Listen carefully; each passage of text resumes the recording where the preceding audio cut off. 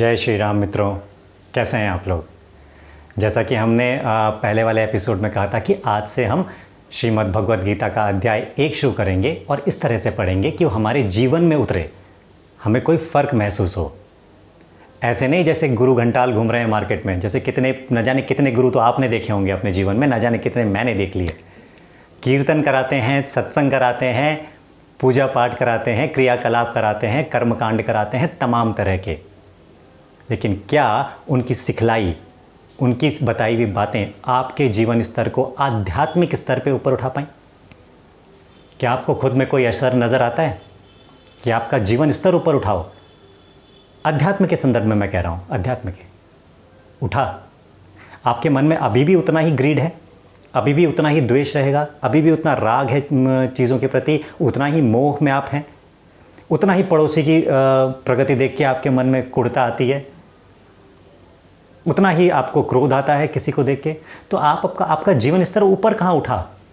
कितनी ही आप कथाओं का क्यों नहीं आप वहाँ पे आनंद उठा लें, कितना ही आप इमोशनल होकर वहाँ पे अश्रुधाराएं क्यों ना बहा लें, उस कथा में, उस मंचन में, उस कीर्तन में, उस सत्संग में। अनंतिम लक्ष्य है कि आपको आध्यात्मिक स्तर पे ऊपर उठना है।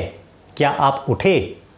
क्या आपके जीवन में वो वेदों के जो कथन हैं, जो उनके अनंतिम सत्य हैं, जो इतने हाईएस्ट टीचिंग्स हैं, क्या आपके जीवन में उतरी? एक भी जगह, एक भी बार, दिन भर में आप खुद ही विश्लेषण कीजिए, सुबह से लेकर शाम तक आपने जो भी किया, सोने तक, क्या एक भी बार आपने ऐसा काम किया जो आपको लगे कि आपने आज आपने उन हाईएस्ट टीचिंग्स को जिया है? ऐसा नहीं है। ये हमारा फेलियर है, हमारा कलेक्टिव फेलियर है। हम सबका एज समाज के रूप में हम सब फेल हो गए हैं, पूरी तरह से फेल हो गए हैं। ये उन गुरुओं का, उन सो कॉल्ड 90% गुरु ऐसे ही घूम रहे हैं, सबकी बात नहीं कर रहा हूं, लेकिन 90% गुरु तो ऐसे ही घूम रहे हैं। अन्यथा हिंदुओं का ये हाल तो बिल्कुल ना होता। हिंदुओं का विषय मैं कह रहा हूं, हालांकि जो श्रीमद् भगवद गीता है वो पूरे मानव जाति के लिए, वो है पूरी मानव जाति के लिए, वो किसी एक धर्म का, उसके ऊपर कोई क्लेम नहीं है, कोई क्लेम नहीं है। हम हिंदू कभी नहीं कहता कि ये सिर्फ मेरी पुस्तक है, मैं पढ़ूंगा। हम कह रहे हैं ये समस्त जगत के लिए है, सबके उद्धार के लिए। वसुदैव कुटुंबकम है, सारी दुनिया मेरा कुटुंब है, मेरा घर है भाई। लेकिन हिंदुओं को विशेष रूप से इस धर्म से, हिंदू धर्म से हमें ये दिक्कत है कि इसको सोना बड़ा पसंद है, ये नींद में अच्छी रहता है। इसके ऊपर 700-800 साल तक आके मुगल राज करते हैं तो ये आराम से रहता है। कई तरह के अत्याचार, कई तरह के शोषण होते हैं, ये सुख चैन से सोता है, इसको कोई दिक्कत नहीं होती। 200 साल अंग्रेज़ फिरंगी आके राज करते हैं, वो आपकी संस्कृति को तबाह करते हैं, वो आपको निकृष्ट बताते हैं, आपको कोई तकलीफ़ नहीं होती। गुलामी करने की आदत हमें पड़ी कहाँ से है? अगर आप वास्तव में कृष्ण के वंशज हैं, अगर आप वास्तव में राम को पूजने वाले हैं, तो क्या आप ऐसी गुलाम और ऐसी दास्ता का जीवन आप पसंद करते? या आप तलवारें निकाल के सामने आ जाते, भिड़ते उन लोगों से, उन आतताइयों से, अत्याचारियों से? लेकिन आपने नहीं किया। आपने से मेरा संदर्भ है, मैंने कहा हम समाज के रूप में बात कर रहे हैं। मैं पर्सनली आपको नहीं कह रहा हूँ या खुद को नहीं कह रहा हूँ, हम सब इन्वॉल्व हैं, हमारे पूर्वज इन्वॉल्व हैं। कुछ लड़े, कुछ मरे, कुछ में रहा होगा इतना उत्साह और इतना अपने स्वाभिमान के प्रति थोड़ा सा अवेयरनेस कि वो लड़े, कुछ नहीं लड़े, तो हमने जिया वो जीवन। और आज भी स्थिति कोई बहुत बेहतर नहीं है, कोई बहुत बेहतर नहीं है। मैं सब चीज़ें तो नहीं कह सकता हूँ इस तरह से, लेकिन आप समझ सकते हैं। और सबसे ज़्यादा इस समय जो जिनके ऊपर दोष होना चाहिए वो है ये गुरु घंटाल, जिन्होंने धर्म के नाम पे दुकानें चला दी, जिन्होंने इस पूरी स्पिरिचुअलिटी को एक इंडस्ट्री का रूप दे दिया, अध्यात्म को एक दुकान बना दी। बड़ी बड़ी कमर्शियल इनकी मीटिंग्स होती हैं, इवेंट्स होते हैं, इवेंट मैनेजर्स होते हैं। जैसा कि मैंने अपनी वीडियो के शुरू में कहा कि आप लोगों ने मुझसे ज़्यादा अनुभव किया होगा, मेरी तो उम्र ही अभी 34-35 साल है। मुझसे बड़े लोग हैं जो मुझे मैसेज कर रहे हैं, 60 वर्ष से भी ऊपर के लोगों ने मुझे मैसेज किया है कि आप प्लीज़ ये सीरीज़ लेके आइए। उन्होंने अपने जीवन में अनुभव किया है, उनको कोई शौक नहीं है। मैंने कहा 150 वीडियो पड़े हैं भाई यूट्यूब में, देख सकते हैं ना वो जाके, लेकिन नहीं असर पड़ रहा है, जीवन में नहीं उतर रही है गीता। और यहाँ हम फेल हो गए, पूरी तरह से फेल हो गए एज ए समाज, और इसीलिए हम ये सीरीज़ कर रहे हैं। तो ठीक है, अध्याय 1 आज हम शुरू करेंगे, और इस तरह से कि हमसे क्या ना, या मैं कोई श्लोक नहीं बोलूँगा, यहाँ कुछ भी नहीं चलेगा। यहाँ सिर्फ होगी बात आपके मतलब की, मेरे मतलब की। हमारा जीवन कितना ऊपर उठ सकता है, हम उस पर बात करेंगे, अन्यथा इसकी कोई आवश्यकता नहीं है। जिसको नहीं पसंद है, जिसको बहुत ज़्यादा धार्मिक होना है, इमोशनल होकर सुनना है, वो ना सुने।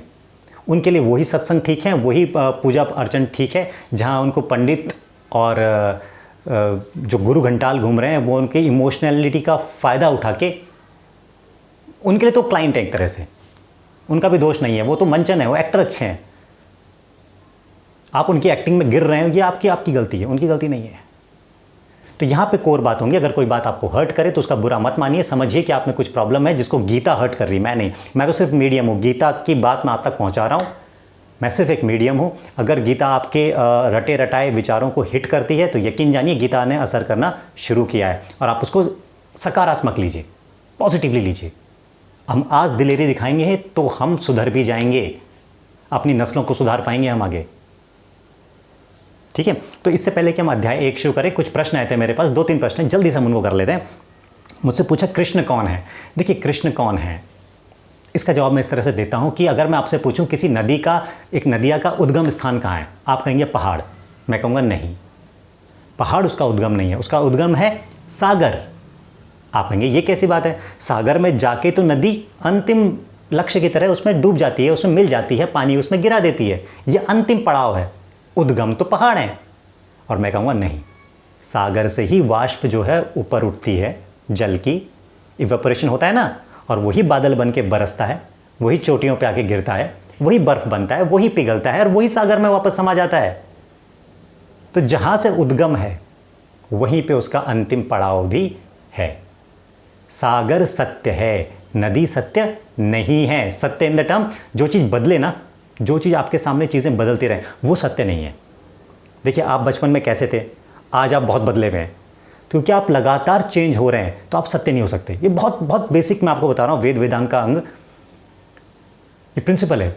जो चीज़ चेंजिंग है वो ट्रूथ नहीं हो सकती। ट्रूथ कांस्टेंट होगा, एब्सोल्यूट होगा, हर परिस्थिति में एक जैसा रहेगा, वो ट्रूथ है। प्रकृति बदल रही है, पेड़ पौधे बदलते हैं, नदियाँ का स्वरूप बदलता है, पहाड़ों का स्वरूप बदल जाता है, सत्य नहीं है। भ्रम हो सकता है, माया हो सकती है, प्रकृति हो सकती है, कुछ भी हो सकता है, सत्य नहीं है। तो सत्य क्या है? सत्य है वो एक, जहां से उद्गम भी हुआ इस पूरी सृष्टि का, जड़ चेतन चराचर जगत का, और जहां पे जाके चक्र कंप्लीट होगा और खत्म भी हो जाएगा, अंतिम पड़ाव। याद है सागर वाला एग्जाम्पल, कि सागर से ही नदियां बनी और वापस जाके अंतिम पड़ाव भी वही था। तो वही सत्य जहां से कि हम सबका उद्गम हुआ है, ये सारा जगत सामने आया है, पूरा ब्रह्मांड बिखर के सामने हमें दिखता है, और जहाँ एक दिन ये सारा ब्रह्मांड, सारा जगत जाके समा जाता है, वो एक सत्य, वो एक सागर, वो सबसे बड़ा सत्य, वो अल्टीमेट रियलिटी, वो है कृष्ण। आप उनको कृष्ण मान लीजिए। मैं कृष्ण ऐसा नहीं कि जैसे स्वरूप हमें दिखता है, इंसानी स्वरूप उनका व्यक्ति का रूप में, वैसा नहीं कह रहा हूँ। निराकार परम ब्रह्म है, हमारे वेद उसको परम ब्रह्म की संज्ञा देते हैं। वो कोई भगवान का नाम नहीं लिखते, कोई भगवान का नाम नहीं लिखते हैं। इसलिए मैं कह रहा हूं ना, आप वेद वेदांगों को आपको उस तरह से नहीं बताया जाता है जिस तरह से कि उनको बताया जाना चाहिए।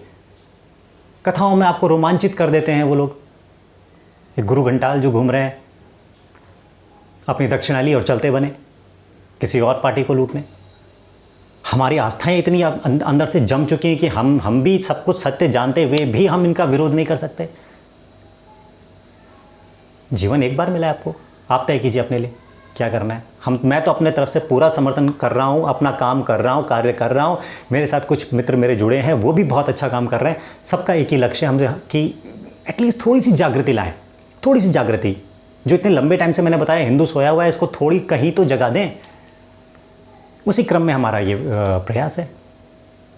तो कृष्ण आप समझे होंगे, कृष्ण की संज्ञा मैंने किसको दी है? उस अनंतिम सत्य को, उस एक सत्य को। सत्य दो नहीं हो सकते, पहली बात, सत्य होगा एक, और वो एक सत्य है निराकार परम ब्रह्म। यही परम ब्रह्म जब इंसान का स्वरूप लेके, व्यक्ति का रूप लेके महाभारत में प्रकट होते हैं, अवतार लेके, तो हम उसे क्या कहते हैं? श्री कृष्ण। यही अवतार लेके जब आते हैं हम इन्हें कहते हैं राम। और इस तरह से आपको पता है इनके 9 अवतार हैं। यही अवतार लेके कल की बन के आएंगे। तो जब वो व्यक्ति के रूप में हमारे सामने हैं तब हमें वो कृष्ण नज़र आ रहे हैं, लेकिन वो हैं परम ब्रह्म। उनकी जो बैक रियलिटी है वो क्या है? परम ब्रह्म की। सामने आपको क्या दिख रहा है? श्री कृष्ण खड़े दिख रहे हैं। ठीक है, समझ रहे हैं आप? तो कृष्ण की पूजा यानी आप व्यक्ति की पूजा नहीं कर रहे हैं, आप परम ब्रह्म जो उसके पीछे की सच्चाई है उसकी पूजा कर रहे हैं। तो ये हाईएस्ट पूजा है, इससे ऊपर कोई पूजा हो सकती है? चलिए आगे वाले एपिसोड्स में मैं इसमें भी डिस्कस करूंगा कि कैसे कैसे कैटेगरीज हैं, देवता किस लेवल पे खड़े हैं, गण कहाँ हैं, गंधर्व कहाँ पे खड़े हैं और भगवान कौन है। इस पर भी बड़ा कन्फ्यूज़न है, मैं इसको भी क्लियर करूंगा। लेकिन अभी आप जान लीजिए जो अंतिम जो सबसे हाईएस्ट टॉप लेवल पे खड़े हैं वो भगवान है, निराकार परम ब्रह्म। और जब वो अवतार लेके अवतरित होते हैं तब हमें वो श्री कृष्ण दिखाई देते हैं, राम दिखाई देते हैं और अन्यथा। चलिए, कृष्ण कौन है ये मेरे ख्याल से मैंने आंसर कर दिया होगा। सेकंड क्वेश्चन आया था कि मैं ऐसा क्यों कर रहा हूँ। मैं से अर्थ है उनका कि मैं ये सीरीज़ क्यों लेके आ रहा हूँ। तो मैंने आपको क्लियर कर दिया कि सोते हिंदू को जगाने, कुछ तो लक्ष्य ये भी है।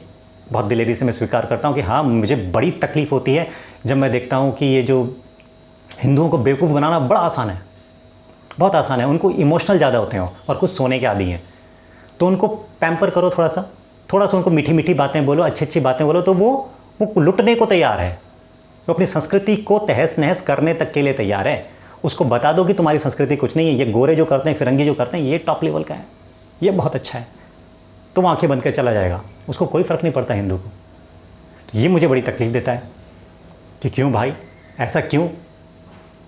आपने क्या अपनी गीता को इस तरह से पढ़ा कभी? क्या आपने अपने वेदों का अध्ययन किया है? क्या आपने उपनिषद पढ़े हैं, ब्राह्मण ग्रंथ पढ़े हैं? कुछ पढ़ा है आपने? सत्यता को जाना है आपने कैसे मान लिया कि आप निकृष्ट हैं? आप तो शुद्ध चैतन्य हैं भाई। हमारे ग्रंथ कहते हैं कि आप शुद्ध चैतन्य हैं, आपको ईश्वर बताया है। ईश्वर कोई बताता है, कोई XYZ रिलीजन ले लीजिए, किसी का भी बुक उठा लीजिए, आप तो प्रकांड विद्वान होंगे, मैंने तो नहीं पढ़ा, लेकिन आप जानिए कोई किताब कहती है कि क्या किसी का भी ये कथन आया है, किसी भी संप्रदाय का, किसी भी पंथ का, किसी भी का, कि आप परम ब्रह्म हैं, आप ईश्वर हैं? आया है? नहीं। लेकिन आपका हिंदू धर्म कहता है कि आप सामान्य इंसान नहीं है, आपके अंदर शुद्ध चैतन्य विराजमान है, आप ही ईश्वर हैं, परम ब्रह्म का रूप हैं आप। रामकृष्ण परमहंस कहते थे कि जैसे सोना होता है ना, अगर सोने की गेंद हो, गोल्ड की बॉल, वो धूल में गिर जाए तो आप उसे फेंक देंगे कि धूल में गिर गई, या इससे इसकी सत्यता छुप जाएगी? नहीं, आप उसको उठाइए, धूल को झाड़िए तो शुद्ध सोना वापस सामने आ जाएगा। उसी प्रकार आप, मैं, कोई भी, हम अपने आप में एक शुद्ध चैतन्य हैं। हाँ, हमारे ऊपर धूल लग गई है, किसकी? विकारों की, हमारे गलत संस्कारों की, हमारी गलत मान्यताओं की। ये धूल है, तो क्या हम इस धूल को हटाएं ना? अरे इस धूल को हटाएंगे, इस इग्नोरेंस को हटाएंगे, इस अंधेपन को हटाएंगे, जानेंगे, तो हम पाएंगे कि अंदर से हम शुद्ध चैतन्य हैं, हम ही परम ब्रह्म हैं। अंश नहीं कह रहा हूँ, फ़र्क है। मैं ये नहीं कह रहा हूँ कि कोई पीस है हमको, कोई ईश्वर कोई ऐसा था और हम उसका एक पीस हैं, सब बटे में पीस। नहीं, मैं कह रहा हूँ आप ही परम ब्रह्म हैं, आप ही अद्वैत हैं, आप ही ईश्वर हैं। इसको समझिएगा। एक सूर्य है, चमकता है, तालाब है, सूर्य का प्रकाश तालाब में पड़ता है, आपको तालाब में क्या दिखाई देता है? सूर्य का रिफ्लेक्शन दिखाई देता है, सन का रिफ्लेक्शन। अब मैं कह रहा हूँ उस तालाब में से 100 बाल्टियाँ पानी भर लीजिए, 100 बाल्टियाँ। अब हर बाल्टी में एक एक सूर्य दिखाई देगा ना, रिफ्लेक्शन। लेकिन सूर्य तो असल में एक ही है, रिफ्लेक्शन उसके 100 दिखाई देने लगे अब आपको। तो क्या आप ऐसे कहेंगे कि सूर्य के अंश हैं, ये सूर्य के टुकड़े हैं गिरे हुए? नहीं ना, वो वास्तव में सूर्य हैं, वो रिफ्लेक्शन है उनका। उसी प्रकार परम ब्रह्म एक है, अद्वैत है, उसकी डुअलिटी नहीं है, दो नहीं है, एक ही है। और उस एक का रिफ्लेक्शन है आप, मैं, ये सारा जगत। हर एक में, तभी कहते हैं ना, हर एक में ईश्वर देखिए, कण कण में ईश्वर है। क्यों कहते हैं भाई? विचार तो कीजिए, जानिए तो सत्यता इसकी क्या है। कण कण में वास्तव में ईश्वर है, क्योंकि उसी का रिफ्लेक्शन है। आपके भीतर भी वही है। मैंने कहा इग्नोरेंस मिटाने की देर है। वो धूल जो मिट्टी गलत संस्कारों की लग गई है, हमारी स्मृतियों की लग गई है, बहुत लंबे टाइम से हमारी मान्यताओं की लग गई है, उनको हटाना ज़रूरी है, बहुत ज़रूरी है। ठीक। और फाइनल क्वेश्चन था कि धर्म क्या है। देखिए धर्म, मैं चाहूँगा कि हम जैसे जैसे गीता का आगे पढ़ेंगे धर्म की भी डेफिनेशन आती जाएगी। अच्छी डेफिनेशन तभी आएगी, श्री कृष्ण बताएंगे, मेरे बताने से इतना अच्छा लगेगा नहीं। मोटे तौर पे आप जान लीजिए आपका आंसर करने के लिए कि धर्म मतलब ड्यूटीज़। धर्म कोई प्रिस्क्राइब्ड लॉज नहीं है। धर्म मतलब कोई संप्रदाय होना नहीं। हिंदू होना धर्म नहीं है। हिंदू होना जीवन शैली है, ठीक है। हिंदू धर्म नहीं है। सत्य सनातन आपकी परंपरा है। सनातन मतलब जिसका कभी एंड नहीं, वो स्टार्टिंग ही नहीं हुआ, हमेशा से है, हमेशा से। तो धर्म मतलब ड्यूटीज समझ के चलिए, कर्तव्य ये मान के चलिए। तो ठीक है, ये 3 प्रश्न थे, मेरे को लगता है इनका उत्तर मैंने किया होगा। तो अध्याय 1 शुरू करते हैं। काफ़ी टाइम वैसे निकल गया है पर कोई बात नहीं, चलिए बहुत जल्दी से कंप्लीट करते हैं। देखिए अध्याय 1 से स्टार्ट होता कैसे, आपको इतना तो पता होगा, दोनों सेनाएं आती हैं, कौरव आए हैं और पांडव आए हैं सामने लड़ने, ठीक है। लड़ने किस चीज़ को लेके? भूमि का टुकड़ा, राज्य के ऊपर ही तो लड़ाई हुई थी कि हमें 5 गांव दे दो। कौरवों ने कहा नहीं देंगे, तो कृष्ण ने कहा कि भाई कुछ सुलह समझौता कर लो, वो नहीं माने कौरव, और उन्होंने कहा चलिए हम इसको लड़ाई के मैदान पे सुलटा लेंगे मामला। वहाँ पे आ गए, दोनों सेनाएं आ गई, ठीक है। अभी तक मज़े की बात है। सीखने की बात कहाँ से शुरू होती है? सीखने की बात शुरू होती है और जहाँ से गीता भी स्टार्ट होती है।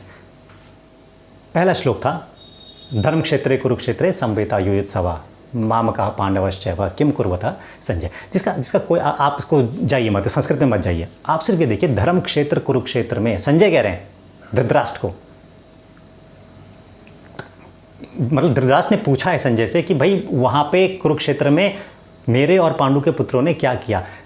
ये तो हुआ इसका सीधा सीधा अर्थ, लिटरल मीनिंग। लेकिन हम जाएंगे इसके वास्तविक मीनिंग की तरफ, जिसका मतलब है धर्म क्षेत्र कुरुक्षेत्र में आप कैसे बिहेव कर रहे हैं, मेरे और पांडव के पुत्र कैसे बिहेव कर रहे हैं। अब आप जानिए, आपका एक कुरुक्षेत्र है, आपका जो शरीर है ना, ये पूरा कुरुक्षेत्र है, पूरा एक लड़ाई का मैदान है। दिन भर आप इसमें कोई ना कोई लड़ाई लड़ते हैं, एक अच्छा पक्ष और एक बुरा पक्ष। महसूस तो कीजिए, करते होंगे आप महसूस, बस बोल नहीं पाते हैं। अब मुझे पता है आप कोई भी डिसीजन, हम दिन भर में 50 डिसीजंस लेते हैं छोटी छोटी बातों पे, इसे खाऊं या ना खाऊं, उसे लूं या न लूं, इसको उठाऊं या ना उठाऊं, उसको सुलाऊं ना सुलाऊं, 50 डिसीजंस हैं। और हर एक डिसीजंस के पीछे 2 लड़ाइयाँ हैं, अच्छाई और बुराई की, ठीक है। जो अच्छा पक्ष है वो क्या है? पांडव पक्ष है। जो बुरा पक्ष है या थोड़ा सा डार्क शेड लिया हुआ है वो क्या है? कुरु पक्ष, कौरव का पक्ष। तो ये है आपका कुरुक्षेत्र और यहां निरंतर युद्ध चल रहा है। ज्यादातर बार कौरव जीतते हैं, है कि नहीं?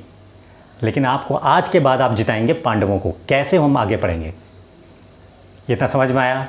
ये पूरा शरीर और आपका जो जीवन है ये पूरा एक कुरुक्षेत्र है, ये पूरी एक लड़ाई का मैदान है जहां निरंतर युद्ध चल रहा है कौरवों और पांडवों का, यानी अच्छाई और बुराई का लगातार युद्ध है।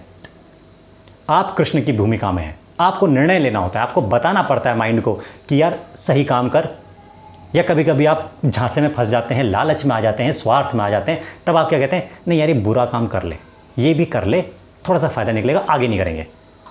तो यहाँ पे आप कौरवों को जिता रहे होते हो, थोड़ा अपना डार्क साइड जा रहे हो। लेकिन जब सत्य की तरफ खड़े होते हो, धर्म की तरफ, कर्तव्यों की तरफ खड़े होते हो, तब आप कृष्ण की भूमिका में हो, ठीक है। आपने देखा अर्जुन भी आप, कुरुक्षेत्र भी आप, धर्म भी आप, कौरव भी आप और पांडव भी आप, और सबसे ऊपर श्री कृष्ण भी आप ही डिसीजन ले रहे हो। तो श्री कृष्ण तो डिसीजन ले रहे हैं। अगर तुम देखो सेंट्रल हीरो कौन है? हमारे कृष्ण, जो पूरी भगवत गीता में, पूरी महाभारत में अर्जुन को गाइड कर रहे हैं, है ना। चलिए, तो आ गई हैं सेनाएं सामने। अब अर्जुन क्या कहता है और इससे हमें क्या सीख मिलती है, हम अपने जीवन में कैसे उतारें? देखिए, आप बारीकी से इसको पढ़िए। देखिए, पहली बात तो आप स्वीकार कीजिए चुनौतियों को। पहला आपको जो यहाँ से लेसन मिल गया, अर्जुन ने स्वीकार किया लड़ना। किया कि नहीं किया? वरना वो युद्ध के मैदान में आता, घर में सो जाता। लेकिन उसने देखा यार कोई उपाय शेष नहीं रहा। बात करके देख ली, चीत करके देख ली, शांति का प्रस्ताव भेज के देख लिया, नहीं सुलझ रही हैं चीज़ें, अब युद्ध ही एकमात्र रास्ता रह गया है। तो उसने क्या कहा? ठीक है, मुझे चुनौती स्वीकार है, मैं अब युद्ध के मैदान में जाऊंगा। आप ये डिसीजन लेते हैं? जब कोई बड़ा इवेंट या बड़ा कोई प्रॉब्लम आपके सर पे आ खड़ा होता है, क्या आप इतनी हिम्मत, इतनी रिस्पॉन्सिबिलिटी दिखा पाते हैं कि चलिए मुझे स्वीकार है चुनौती, मैं लड़ूंगा, मैं चलता हूं? दैनिक आपके लाइफ में, डेली लाइफ में 50 सिचुएशंस आती हैं ऐसी। फैमिली इश्यूज़ आते होंगे, फ्रेंड्स के साथ इश्यूज़ आते हैं, स्कूल में, कॉलेजेस में, आपके वर्किंग जहाँ भी आपको वर्क प्लेस है आपका, वहाँ पे इश्यूज़ आते हैं, बॉस के साथ आते हैं, कलीग्स के साथ आते हैं, पति पत्नी में आपस में आते हैं। युद्ध हैं, छोटे मोटे की बात नहीं है। हर छोटी चीज़ जिस पर आप डिसीजन ले रहे हैं वो एक युद्ध है, वो एक चुनौती है। क्या आप वहाँ पे कह रहे हैं कि चलिए मैं निर्णय लेता हूँ कि हाँ मैं इसका सामना करूँगा? हमेशा लड़ने वाली बात नहीं होती, मैं कह रहा हूँ रिस्पॉन्सिबिलिटी उठाना। क्या आप उठा रहे हैं? तो अगर आप उठा रहे हैं तो आपने पहला स्टेप पार किया है, आप वाकई अर्जुन की तरह बिहेव कर रहे हैं। रिस्पॉन्सिबिलिटी उठाइए, चीज़ों को समझिए और आगे बढ़िए। ठीक, पहला लेसन यहाँ से निकाला। अब दोनों सेनाएं सामने हैं। अर्जुन ने क्या कहा कृष्ण को? कृष्ण सारथी हैं, पता है ना आपको, कृष्ण अर्जुन के सारथी हैं, वो रथ चला रहे हैं। तो कृष्ण अर्जुन क्या कह रहे हैं? अर्जुन कह रहा है कि ऐसा करो केशव कि दोनों सेनाओं के मध्य में मुझे ले जाओ। अभी लड़ाई स्टार्ट नहीं हुई है, स्टार्ट होने वाली है, शंखनाद नहीं हुआ, युद्ध का प्रारंभ नहीं हुआ। उससे पहले ही अर्जुन कह रहे हैं कि मुझे दोनों सेनाओं के मध्य में ले चलिए। क्यों? यहां पे से एक और चीज सीखने को मिल गई। क्यों? वो इसलिए क्योंकि मैं देखना चाहता हूं कि जो मेरे से लड़ने आए हैं उस पक्ष में कौन कौन है, उनकी क्षमता क्या है, और जो लोग मेरे पक्ष में आए हैं उनमें क्या क्षमताएं हैं, जो विपक्ष में आए हैं उनमें क्या क्षमताएं हैं। एनालिसिस। जब भी आपके सामने कोई चुनौती आए, न्यूट्रल होके एनालिसिस कीजिए कि आपके पक्ष में कौन कौन सी चीज़ें जा रही हैं और आपके विपक्ष में कौन कौन सी चीज़ें जा रही हैं, कितनी क्षमताएं, कितनी ताकत है विपक्ष में। मैं कह रहा हूँ कुछ छोटी सी स्टूडेंट्स जो मुझे सुन रहे हैं, मैं कह रहा हूँ कि आपके समझ लीजिए कोई एग्जामिनेशन क्लियर करना एक युद्ध आपके लिए, एक टारगेट है, एक चुनौती है। अब आपके पक्ष में क्या क्या बातें जा रही हैं। हो सकता है आपकी मैथमेटिक्स अच्छी हो, आप सोचें यार मैथमेटिक्स मेरी अच्छी है, वो आपके पक्ष में खड़े हैं। मेरी राइटिंग अच्छी है, पक्ष में है, लेकिन ना मेरा जीके वीक है, विपक्ष में है। आपकी कमज़ोरी है, ठीक है ना, जीके वीक है। टाइमिंग मेरी प्रॉब्लम है यार, मैं टाइम से नहीं कर पाता हूँ सॉल्व, कर तो लेता हूँ लेकिन समय ज़्यादा लेता हूँ। समय प्रबंधन आपके लिए चुनौती है, विपक्ष में खड़ा है। तो पहले एनालिसिस, किसी भी चुनौती से ऐसे नहीं कि चुनौती मैंने स्वीकार कर ली जाके बढ़ गए अंधे की तरह, ये मूर्ख है, ऐसा मूर्ख करते हैं। तो दूसरा लेसन क्या मिला? जब आपको पहले तो चुनौती स्वीकार कीजिए, उसके बाद लड़ने से पहले या उस चुनौती को स्वीकार वाकई क्रियान्वयन करने से पहले आप उसका बैलेंसिंग कीजिए। जानिए कि आपके विपक्ष में कौन कौन है, उनकी क्या पावर है, जो आपके पक्ष में जा रही हैं जो चीज़ें, उनमें क्या क्या पावर है। तभी आप अच्छे एक एनालिसिस, एक प्लानिंग तभी कर पाएंगे ना, कि कैसे मैं प्लान करूं, मेरे पास जो फेवर में जो चीज़ें हैं मैं उसकी प्लान कैसे करूं, कैसे उनको एक्ट कराऊं। ठीक है, अगली बात प्लानिंग, प्रिपेयर्डनेस। चलिए आगे बढ़ते हैं। फिर क्या हुआ? अब जब उसने देख लिया कि इधर ये खड़े हैं, गुरु द्रोण खड़े हैं, भीष्म दादा खड़े हैं, कृपाचार्य खड़े हैं, पूरा कौरव कुल खड़ा है, फिर अपनी तरफ देखा हम 5 पांडव, बस सात्यकी वगैरह और कृष्ण सारथी। अब घबराया। होता है ना, हमारे पास चुनौती आती है, हम घबराते हैं नहीं घबराते हैं, हमें तो घबराते हैं। अब वो घबराहट के मारे क्या कर रहा है अर्जुन? वो कृष्ण को समझा रहा है। देख रहे हैं आप, अगर आप पहला अध्याय देखें, आप इस वीडियो को देखने के बाद आप अध्याय को अगर पढ़ सकें, अगर आपके पास टाइम हो तो आप देख लीजिएगा, और हर एपिसोड के बाद आप उस अध्याय को पढ़िएगा। कृष्ण को समझा रहा है धर्म, कौन? अर्जुन। उल्टी गंगा बह रही है। आपको लगता है कृष्ण ने धर्म समझाया उसे? नहीं, पहले अध्याय में पूरा अर्जुन बोला। क्या बोला?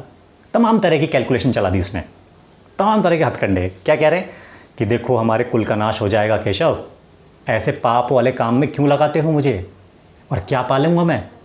भूमि का टुकड़ा। एक भूमि के टुकड़े इंद्रप्रस्थ के लिए हम लोग भाई भाई आपस में भिड़ गए। शर्म आनी चाहिए हमें केशव। और क्या किया था उसने? द्रौपदी का चीरहरण। क्षमा कर सकता हूं ना मैं, क्षमा से बड़ा कोई दान होता है क्या? क्षमा कर दूंगा, मेरा भाई है वो, लेकिन लहू नहीं बहाऊंगा। केशव, इस पाप वाले कर्म में मुझे मत उलझाइए। आप पढ़िएगा। और क्या ये गलत कह रहा है अर्जुन? आप सोचिए, मन में सोचिए, आप जब इन स्थितियों में आते हो तो आप भी तो ये कहते हो, कैलकुलेशन करने लगते हो ना कि यार ये वर्थ फाइट है कि नहीं है, क्या मुझे इसके लिए लड़ना चाहिए कि नहीं चाहिए, मेरे रिश्ते खराब हो जाएंगे सामने वाले से। छोटी सी बात पे छोड़ो यार, इसको इग्नोर करके आगे बढ़ो। करते हो कि नहीं करते हो? जब तक आप विवेचना नहीं करोगे, पर्सनल, मैंने कहा पर्सनल लाइफ से इसको रिजेंबल नहीं करोगे, इसका कोई अर्थ नहीं रहेगा इस पूरी डिस्कशन का। ठीक? तो अर्जुन वहां वीक पड़ रहा है। अर्जुन सब कुछ समझा रहा है कि नहीं यार ये बुरा है, ये बुरा है, मैं इसको क्षमा कर सकता हूँ, मैं आगे बढ़ सकता हूँ, मैं इसको इग्नोर कर सकता हूँ। केशव, अभी किसी की हत्या नहीं हुई है। इतने मतलब विद्वान और इतने पवित्र गुरुजन हैं हमारे, जिनसे हमने सीखा है, इन पे हथियार उठाऊंगा मैं, इन पे चलाऊंगा। इससे लाख बेहतर है कि मैं हाथ में कटोरा लेके भिक्षा मांगने निकलूं। वास्तव में कहा उन्होंने, पढ़िए आप अध्याय 1। मैं भिक्षा मांगने निकलूं तो कह रहा है मुझे असीम शांति मिलेगी। मुझे इस पाप कर्म में ना लगाइए केशव। और ऐसा हमारी स्थिति भी होती है। हम भी तमाम कैलकुलेशन, प्रॉफिट एंड लॉस का कैलकुलेशन करते हैं कि यार इस युद्ध के उपरांत प्रॉफिट क्या होगा, लॉस क्या होगा, फिर उसको एंटिसिपेट करते हैं, उसको आइडिया लगाते हैं और फिर सोचते हैं, फिर निर्णय ले लेते हैं यार नहीं लड़ना, जाने दो, इस चुनौती को स्वीकार नहीं करना, जाने दो। इसमें क्योंकि घाटा ज़्यादा है। कैलकुलेशन कर रहे हैं ना, प्रॉफिट लॉस का एक बैलेंस शीट बना रहे हैं लड़ने से पहले। उसका नतीजा क्या निकल रहा है? हम युद्ध से पहले भी हट रहे हैं, जैसे कि अर्जुन हट रहा है। देख रहे हैं आप? तो जब अर्जुन ने ये कहा और ये कहने के साथ उसने अपना गांडीव, अपना धनुष नीचे रख दिया।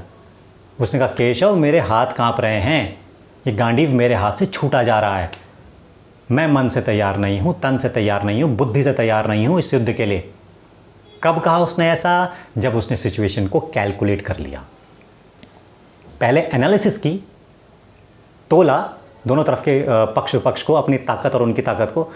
एनालिसिस तक ठीक था, लेकिन जब उसने क्या किया? कैलकुलेशन, फ़ायदे और नुकसान की कैलकुलेशन कि इस युद्ध के उपरांत मैं क्या पाऊंगा, भूमि का टुकड़ा, लेकिन क्या खोऊंगा? परिजन, मेरे भाई, मेरे गुरुजन, मेरे दादा। हाँ, और फिर वो खूब इमोशनल बातें कर रहा है कि इनकी गोद में मैं खेला हूँ, दादा की, भीष्म की गोद में मैं खेला हूँ, इन्होंने मुझसे कितना प्रेम किया है, मैं इन पे बाण चलाऊंगा केशव। तमाम तरह की इमोशनल बातें करेगा, आपके दिमाग में भी आएंगी। आपको खुद से रिलेट करना है, आप यहाँ स्टोरी सुनने नहीं बैठे हैं, आपको अपने लाइफ से रिलेट करना है कि जब ऐसी कोई प्रॉब्लम आती है क्या आप इमोशनल नहीं होते? जैसा अर्जुन हो रहा है, होते हो ना, कि मैं कैसे उसको हर्ट करूं, या मेरी इस बात से मम्मी पापा नाराज़ हो जाएंगे, या मेरा बच्चा शायद इस बात को स्वीकारेगा नहीं। वही अर्जुन कर रहा है, वही फंसा हुआ है अर्जुन, वही फंसे हैं आप और वही फंसा हूँ मैं अपने दैनिक लाइफ में, दैनिक जीवन में। अब फंसे हो, अब उसका नतीजा क्या निकलता है? हम भी अपनी दैनिक जीवन में रोज़ हारते हैं, और वहाँ भी अर्जुन क्या हुआ? हारा। अर्जुन आपसे अलग थोड़ी है, इंसान है, वो भी हार गया। इतना सारे ज्ञान बांटा उसने, कृष्ण को ज्ञान बांटा उसने, और कृष्ण सुन रहे हैं, एक शब्द नहीं बोले कृष्ण, पूरे अध्याय में एक शब्द नहीं बोले कृष्ण। चैप्टर 1 कुछ नहीं, कृष्ण कुछ बोल ही नहीं रहे, सुन रहे हैं। कृष्ण कह रहे बोलो, आप बोलो, बोलो भैया क्या क्या तुम्हारे मन में शंका है, बताते जाओ। एक स्टूडेंट और टीचर ऐसे ही बात करता है ना, स्टूडेंट अपने सारे प्रश्न रखता है, प्रश्न पे प्रश्न, प्रश्न पे प्रश्न, टीचर सुनता है, या पहले बिना सुने ही सीधे ट्रीटमेंट शुरू? सुनता है ना। कृष्ण सुन रहे हैं, योगीराज कृष्ण सुन रहे हैं अर्जुन को कि बोलो बेटा, तुम तो सारा ज्ञान मुझे बांटो, आज गीता बोलने मैं आया था, तुम मुझे गीता सिखाओ। तो अर्जुन ने अपनी सारी शंकाएं, अपना सारा वो बता दिया। अब देखो आप यहाँ पे, वो कंफ्यूज नहीं है, गौर करना, वो कंफ्यूज नहीं हो रहा है, मतलब है तो वो कंफ्यूज, लेकिन वो मान नहीं रहा है, स्वीकार नहीं कर रहा है कि मैं कंफ्यूज हो गया हूँ। वो क्या कह रहा है? वो इंटेलेक्चुअल बनने की कोशिश कर रहा है, वो बुद्धिजीवी दिखने की कोशिश कर रहा है, बनावट कोशिश कर रहा है कि हमें नहीं करना चाहिए, अच्छे हैं, इनको नहीं मानना चाहिए, क्षमादान करना चाहिए, फला फला मना रहा है, ज़बरदस्ती अपने मन को मना रहा है। ठीक हो गई बात? हम भी ऐसा करते हैं, आप जानते हैं। और गांडीव नीचे रख देता है, कह रहा केशव मुझसे युद्ध ना होगा, मुझसे ये पाप कर्म न होगा, पाप कर्म बता रहा है अभी वो, और वो नीचे बैठ जाता है। अध्याय यहाँ खत्म होता है, पहला अध्याय यहीं पे खत्म होता है। इसे विषाद योग कहते हैं इस अध्याय को। विषाद यानी मैंने बताया था आपको, स्ट्रेस्ड होना, दुखी होना, निराशा, ये विषाद है। तो निराशा में है कि नहीं अर्जुन? हम परिस्थितियों में निराशा में आते हैं कि नहीं आते हैं? हम भी आते हैं, बल्कि स्वाभाविक है किसी भी इंसान का स्थिति में आना। तो अब कैसे कृष्ण उसका उत्तर कर रहे हैं? और कैसे हम उन उत्तरों को अपने जीवन में लगा सकते हैं, ये हम जानेंगे अध्याय 2 में। कब? नेक्स्ट एपिसोड में, जो आएगा 2 दिन के बाद। तो ठीक है, मुझे लगता है काफ़ी बड़ा हो रहा है। अगर आप लोग उस वीडियो को लगातार देख नहीं सकते तो ऑडियो से सुन लीजिए, खूब शेयर कीजिए, लाइक क्या क्या बोलते हैं, शेयर, कमेंट, सब्सक्राइब, वो मुझे नहीं पता मुझे कुछ भी नहीं पता है, सच में मुझे एडिटिंग करनी तक नहीं आती है। मत कीजिए यार, कीजिए मत, बस सुन लीजिए। आप लोगों को अगर मिल रहा है वीडियो, अगर आपको जीवन में कुछ हेल्प हो रही है, उसके बाद ही इसका आगे शेयर वेयर क्या होता है वो सब कर लेना, अन्यथा जस्ट सुन लीजिए इसको। चलिए फिर नेक्स्ट एपिसोड में मिलते हैं अध्याय 2 के साथ। देखते हैं ये जो अर्जुन और ये जो हम अपनी अपनी चुनौतियों में थक हार के अपना गांडीव नीचे रख चुके हैं, अपना धनुष, और बैठ चुके हैं मन मार के, बड़ी बड़ी बातें बोल के। तो अब कृष्ण का उठने का समय आया है। कृष्ण खड़े होंगे और कृष्ण जवाब देना शुरू करेंगे। छोड़िएगा मत, नेक्स्ट एपिसोड में मिलते हैं। जय श्री राम।